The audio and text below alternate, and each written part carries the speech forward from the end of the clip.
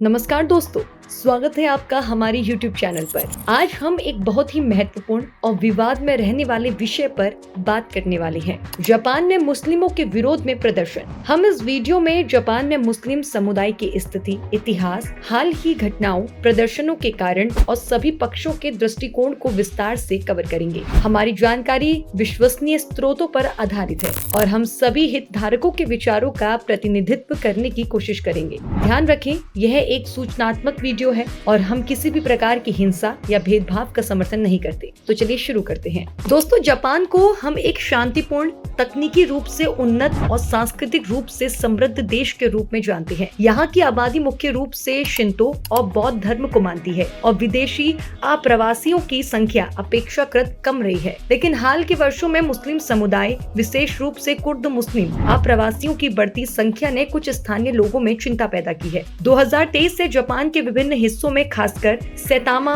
प्रांत में मुस्लिमों के खिलाफ प्रदर्शन हो रहे हैं। ये प्रदर्शन जापान फर्स्ट पार्टी जैसे राष्ट्रवादी समूहों द्वारा आयोजित किए जाते हैं जो मुस्लिमों को निर्वासन की मांग कर रहे हैं। क्यों हो रहे हैं प्रदर्शन? क्या ये सिर्फ सांस्कृतिक टकराव है या इसमें राजनीति और अपराध की भूमिका है? हम इस वीडियो में सब कुछ विस्तार से देखेंगे। पहले जापान में इस्लाम के इतिहास पर नजर डालते हैं। जापान में इस्लाम की शुरुआत 19वीं शताब्दी में हुई, लेकिन महत्वपूर्ण रूप से 20वीं शताब्दी में बढ़ी। 1990 में मुस्लिमों की संख्या करीब 30,000 थी, जो 2020 तक 2,30,000 हो गई। यह जापान में सबसे तेजी से बढ़ती धर्म है। अधिकांश मुस्लिम विदेशी मूल के हैं, जैसे इंडोनेशिया, पाकिस्तान, बांग्लादेश और मध्य पूर्व से। जापान में अब 110 से ज्यादा मस्जिदें हैं और 1970 में सिर्फ 2 थी। लेकिन समस्या मुख्य रूप से कुर्द मुस्लिमों के साथ जुड़ी है। कुर्द जो तुर्की, इराक और सीरिया से है, 1990 के दशक में जापान आए, मुख्य रूप से राजनीतिक उत्पीड़न से भागकर। उनकी संख्या लगभग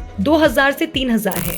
ज्यादातर कावागुची शहर में वे शरणार्थी आवेदन प्रक्रिया का उपयोग करते रहे। हालांकि 99% आवेदन अस्वीकार हो जाते हैं, लेकिन प्रक्रिया के दौरान वे रह सकते हैं। हाल की घटनाओं ने इन प्रदर्शनों को हवा दी है। जुलाई 2023 में एक कुर्द मुस्लिम द्वारा 2 जापानी नागरिकों की हत्या, जनवरी 2024 में एक जापानी महिला और 12 वर्षीय लड़की पर यौन हमला और सितंबर 2024 में एक कुर्द ड्राइवर द्वारा 2 जापानी मोटरसाइकिल सवारों की मौत। 2023 में 69 कुर्द गिरफ्तार हुए, जो सभी विदेशी अपराधों का 6% है। ये प्रदर्शन सैतामा प्रांत में हो रहे हैं, जहाँ हजारों जापानी राष्ट्रीय ध्वज लेकर सड़कों पर उतरते हैं। कुर्द मुस्लिमों को निर्वासित करो जैसे नारे लगाते हैं। क्षेत्र को मिनी कुर्दिस्तान कहा जाता है। लेकिन क्या ये दावे सही हैं? कुछ स्रोत कहते हैं कि अपराध दर अतिरंजित है और 2 दक्षिणपंथी समूहों द्वारा डिसइंफॉर्मेशन फैलाई जा रही है। मुस्लिम समुदाय का जवाब। वे कहते हैं कि अधिकांश कुर्द कानून का पालन करते हैं और समस्या कुछ व्यक्तियों की है। गाजा हमलों के बाद एंटी मुस्लिम भावना बढ़ी।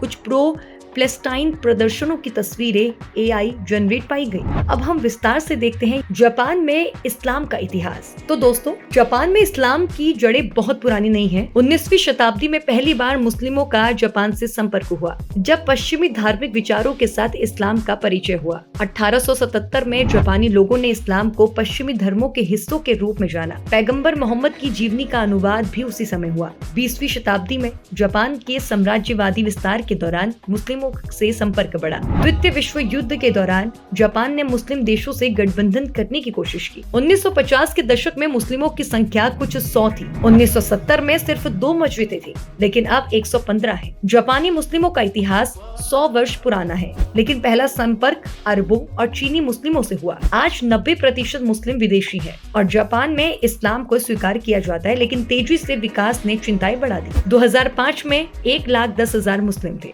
2023 में 3,50,000। मस्जिदों की संख्या 1999 में 5 से 2021 में 113 हो गई। कुर्द मुस्लिमों का आगमन 1990 के दशक में हुआ, जब वे तुर्की से भागकर आए। जापान ने मानवीय आधार पर वीजा छूट दी। वे मुख्य रूप से सुन्नी मुस्लिम हैं, लेकिन समस्या तब शुरू हुई जब कुछ ने अपराध किए, जैसे कार चोरी, झगड़े। हम यहाँ कई उदाहरण देख सकते हैं। उदाहरण के लिए 2015 में तुर्की दूतावास के सामने दंगा, 2023 में बड़े पैमाने पर झगड़े जिसमें 100 से ज्यादा कुर्द शामिल थे। ये घटनाएं प्रदर्शनों का आधार बनी, लेकिन सभी सभी मुस्लिम अपराधी नहीं है। कई जापान में योगदान देते हैं, जैसे व्यवसाय चलाते हैं, हलाल रेस्तरां खोलते हैं। जापान में मुस्लिमों की दृश्यता बढ़ रही है, लेकिन चुनौतियां भी। वर्तमान स्थिति और कुर्द आप्रवासी। अब बात करते हैं वर्तमान स्थिति की। जापान की आबादी घट रही है, लेकिन मुस्लिम आबादी बढ़ रही है। 2010 से एक कुर्द समुदाय कावागुची में केंद्रित है, जहां वे समुदाय बना रहे हैं, लेकिन स्थानीय लोग शिकायत करते हैं कि अपराध बढ़ा है। यौन हमले,